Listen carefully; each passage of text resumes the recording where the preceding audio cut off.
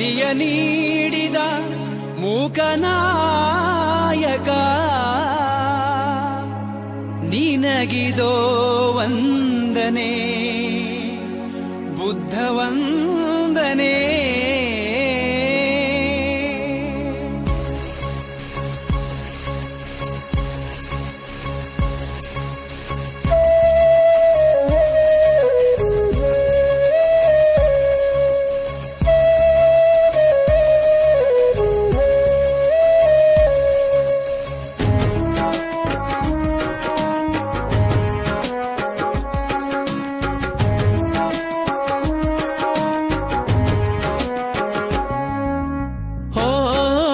ಸೂರ್ಯ ನಿನಗಿದೋ ವಂದನೆ, ಓ ಭೀಮರಾಯ ನಿನಗಿದೋ ವಂದನೆ.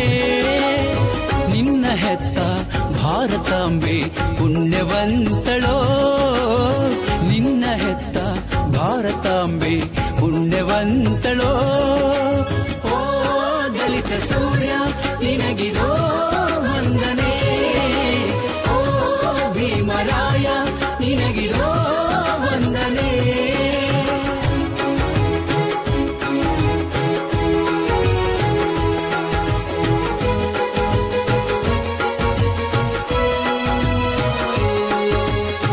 ಹುಟ್ಟಿ ಬಂದೆ ಕೋಟಿ ಜನರ ನೋವಿನೊಳಗೆ ನೀನು, ಕಷ್ಟ ಕೊಟ್ಟರು ಘಾಟಿ ಜನರು ಇದ್ದು ಬಂದೆ ನೀನು.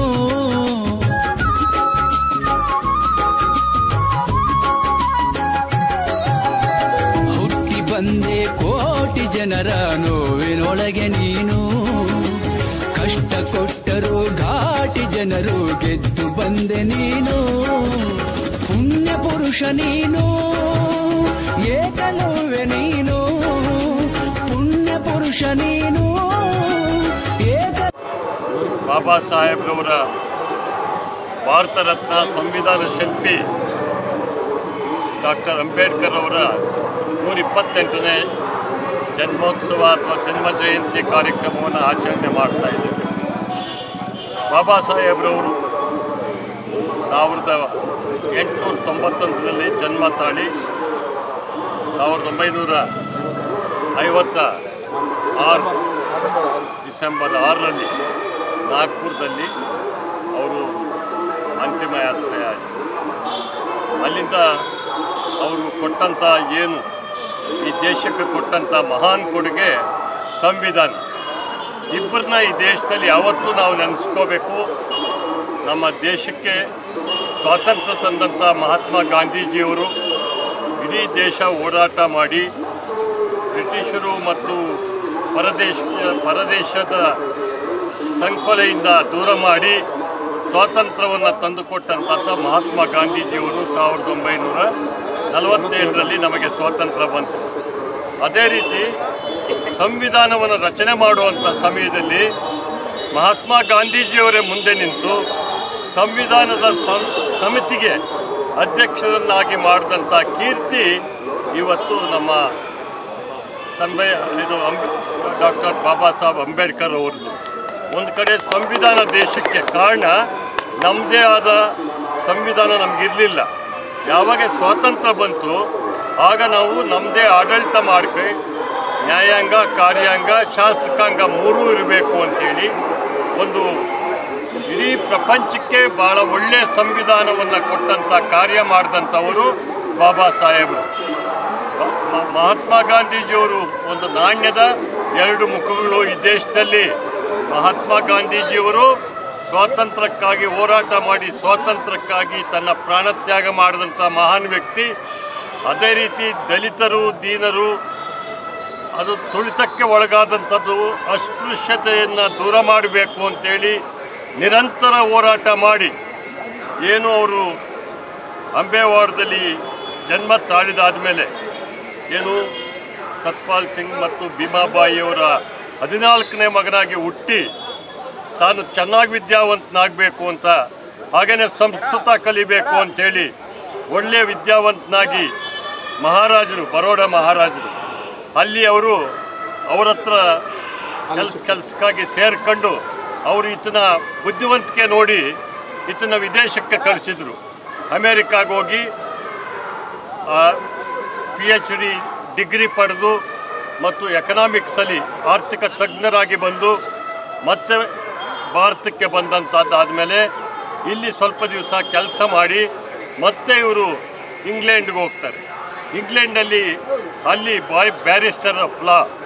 ಬ್ಯಾರಿಸ್ಟರ್ ಆಗಿ ಬಂದು ದೇಶಕ್ಕೆ ಅವರು ಉತ್ತಮ ಕೊಡುಗೆಯನ್ನು ಕೊಟ್ಟಂಥದ್ದು ಎಲ್ರಿಗೂ ಗೊತ್ತಿದೆ ಈ ದೇಶಕ್ಕೆ. ಅದಕ್ಕೆ ನಾನು ಹೇಳಿದ್ದು ಇಬ್ಬರು ಮಹಾನ್ ವ್ಯಕ್ತಿಗಳು ಅಂದರೆ ದಾರ್ಶನಿಕರು, ವಿಶ್ವಮಾನವರು, ಇವೆಲ್ಲ ಅವ್ರಿಗೆ ಏನು ಬೇಕಾದ್ರೂ ಹೇಳ್ಬೋದು. ಇವತ್ತು ಡಾಕ್ಟರ್ ಬಾಬಾ ಸಾಹೇಬ್ ಅಂಬೇಡ್ಕರ್ ಅವರಿಗೆ ಇವತ್ತು ದೇಶದಲ್ಲಿ ಅವರು ಹೋರಾಟ ಮಾಡಿದಂಥದ್ದು ಅಂದರೆ ಸಣ್ಣ ವಯಸ್ಸಿನಿಂದ ಅಲ್ಲಿಂದ ಆದಂಥ ಶೋಷಣೆ, ಸಮಾಜದಲ್ಲಿ ನಡೀತಾ ಇರ್ತಕ್ಕಂಥ ಅಸ್ಪೃಶ್ಯತೆ, ಸಮಾಜದಲ್ಲಿ ನಡೀತಿರ್ತಕ್ಕಂಥ ದುಷ್ಕೃತ್ಯಗಳು ಇವೆಲ್ಲ ದೂರ ಆಗಬೇಕು. ಎಲ್ಲರಿಗೂ ಈ ಒಂದು ಜಾತಿ, ಧರ್ಮ ಇಂಥದ್ದು ಹೆಸರುಗಳಲ್ಲಿ ಯಾರಿಗೂ ತೊಂದರೆ ಆಗಬಾರ್ದು. ಎಲ್ಲರೂ ಸಮಾನತೆ ಅಂದರೆ ಜನಸಾಮಾನ್ಯತೆ ಅಂದರೆ ಜನರಿಗೆ ಸಾಮಾಜಿಕ ನ್ಯಾಯವನ್ನು ನಾವೆಲ್ಲರಿಗೂ ಸಾಮಾಜಿಕ ನ್ಯಾಯ, ಆರ್ಥಿಕ ಭದ್ರತೆ, ಸಾಮಾಜಿಕ ನ್ಯಾಯವನ್ನು ಕೊಡುವಂಥ ಕಾರ್ಯ ಮಾಡಬೇಕು ಅಂಥೇಳಿ ನಿರಂತರವಾಗಿ ಕಷ್ಟಪಟ್ಟು ಅವರು ಹೋದಂಥದ್ದು. ಅವರಿಗೆ ಇವತ್ತು ನಮ್ಮ ಸರ್ಕಾರ ಅಂದರೆ ನರೇಂದ್ರ ಮೋದಿಜಿಯವರು ಪಂಚಸೂತ್ರಗಳು ಅಂತ ಮಾಡಿ ಇವತ್ತು ಅವರನ್ನು ಏನು ಮುಂಬೈಯಲ್ಲಿ ತಗೊಂಡು ಬಂದು ಅಲ್ಲಿ ಅವ್ರಿಗೆ ಸಮಾಧಿ ಮಾಡೋಕ್ಕೂ ಅವ್ರಿಗೆ ಅವಕಾಶ ಕೊಡಲಿಲ್ಲ ರಾಜ್ಘಾಟ್ ಆ ಏರಿಯಾದಲ್ಲಿ ಅಂತ ಅಂಬೇಡ್ಕರ್ ಅವ್ರಿಗೆ. ಅಲ್ಲಿಂದ ತಗೊಂಡು ಬಂದು ಇಲ್ಲಿ ಮುಂಬೈಯಲ್ಲಿ ಇವತ್ತು 14 ಎಕರೆ ಜಾಗ ಕೊಟ್ಟಿದ್ದಾರೆ. ಅಲ್ಲಿ ಅವರನ್ನು ಒಳ್ಳೆಯ ಹೆಸರಿಟ್ಟು ಅಲ್ಲಿ ಇದನ್ನು ಸ್ಮಾರಕ ಅಂತ ಏನೋ ಸ್ಮಾರಕವನ್ನು ಕಟ್ಟಿದರು. ಅದಾದಮೇಲೆ ಅವರು ಇಂಗ್ಲೆಂಡಲ್ಲಿ ಓದಿದಂಥ ಒಂದು ಮನೆ ಏನಿತ್ತು ಅದನ್ನು ದಾನವಾಗಿ ಕೊಟ್ಬಿಟ್ರು. ಅಲ್ಲಿ ಇವತ್ತು ಲಂಡನ್ನಲ್ಲಿ ಆ ಮನೆಯಲ್ಲೇ ಇವತ್ತು MA MSc ಏನು ಪೋಸ್ಟ್ ಗ್ರ್ಯಾಜುಯೇಟ್ಸು ಯಾರ್ಯಾರು ಓದಿದ್ದಾರೆ ಆ ಜನಾಂಗದಲ್ಲಿ ಅವರಿಗೆ ವಿದ್ಯಾಭ್ಯಾಸಕ್ಕೆ ಅವಕಾಶ ಮಾಡಿಕೊಟ್ರು. ಮತ್ತು ಅವರು ಮಧ್ಯಪ್ರದೇಶದಲ್ಲಿ ಅವರು ಹುಟ್ಟಿದ ಸ್ಥಳ ಮೆಹರ್ ಅಂತ ಅಲ್ಲಿ ಹುಟ್ಟಿದ ಜನ. ಅಲ್ಲಿ ಒಂದು ಅವರು ಹುಟ್ಟಿದ ಸ್ಥಳದಲ್ಲೂ ಸಹ ಒಂದು ಸ್ಮಾರಕವನ್ನು ನಿರ್ಮಾಣ ಮಾಡಿ ಅಲ್ಲಿ ಎಲ್ಲ ಜನ ಹೋಗುವಂಥದ್ದಕ್ಕೆ ಅವಕಾಶವನ್ನು ಮಾಡಿಕೊಟ್ರು. ಇವು 3 ಆದಮೇಲೆ ಇತ್ತೀಚೆಗೆ ಡೆಲ್ಲಿನಲ್ಲಿ ಒಂದು ದೊಡ್ಡ ಅಂಬೇಡ್ಕರ್ ಭವನವನ್ನು ವಿಶ್ವಾದ್ಯಂತ ಯಾರೇ ಬರ್ರಿ ಆ ಭವನದಲ್ಲಿ ಕಾರ್ಯಕ್ರಮಗಳನ್ನು ಮಾಡೋ ದೃಷ್ಟಿಯಿಂದ ಅಲ್ಲಿ ಡೆಲ್ಲಿನಲ್ಲಿ ಆ ಒಂದು ಭವನವನ್ನು ನನ್ನ ಅಂದಾಜು ಬಿರ್ಲಾ ರೋಡು ಅಥವಾ ಬಿರ್ಲಾ ಮಂದಿರ್ ಕಡೆ ಇರ್ಬೋದು ಅಲ್ಲಿ ಮಾಡಿಕೊಟ್ಟಂಥದ್ದು. ಇನ್ನೊಂದು 5 ಸೂತ್ರಗಳನ್ನು ಪಂಚಸೂತ್ರ ಅಂತ ಕರೀತಾರೆ ಅವರು ಮಾಡಿರ್ತಕ್ಕಂಥ ಕಾರ್ಯಗಳು. ಇಲ್ಲಿ ಅಂಬೇಡ್ಕರ್ ಈ ಒಂದು ಏನು ಪುತ್ಥಳಿ ಇದೆ ಸ್ಟ್ಯಾಚ್ಯೂ, ಇದನ್ನು ನಾವು ಆ ಕಾಲದಲ್ಲಿ ನಾನು ಶಾಸಕನು ಅಥವಾ ಮಂತ್ರಿಯಾಗಿದ್ದಾಗ 22 ಲಕ್ಷ ಮೇಲೆ ಖರ್ಚು ಮಾಡಿ ಈ ಆವರಣದಲ್ಲಿ ಅಂದರೆ ತಾಲೂಕು ಆಫೀಸ್ ಆವರಣದಲ್ಲಿ ಇಲ್ಲಿ ಮಿನಿ ವಿಧಾನಸೌಧ ಆವರಣದಲ್ಲಿ ಎಲ್ಲರೂ ನೋಡುವಂಥದ್ದು ಇಷ್ಟು ಚೆನ್ನಾಗಿರ್ತಕ್ಕಂಥ ಒಂದು ಪುತ್ಥಳಿಯನ್ನು ಇಲ್ಲಿ ಅಂಬೇಡ್ಕರ್ ಅವ್ರನ್ನ ಇಲ್ಲಿ ಸ್ಥಾಪಿಸಿ ಎಲ್ಲರೂ ಪ್ರತಿ ವರ್ಷ ಬಂದು ನಾವು ಅವರಿಗೆ ಒಂದು ಶ್ರದ್ಧಾಂಜಲಿಯನ್ನು ಅರ್ಪಿಸ್ತೇವೆ. ಇದು ಅಂಬೇಡ್ಕರ್ ಭವನವನ್ನು ಸಹ ಇಲ್ಲಿ ಕಟ್ಟುವಂಥದ್ದು ಮಾಡಿದಂಥದ್ದು. ಇವತ್ತು ಅವ್ರನ್ನ ಜಯಂತಿಯನ್ನು ಆಚರಣೆ ಮಾಡಿದ್ದೇವೆ.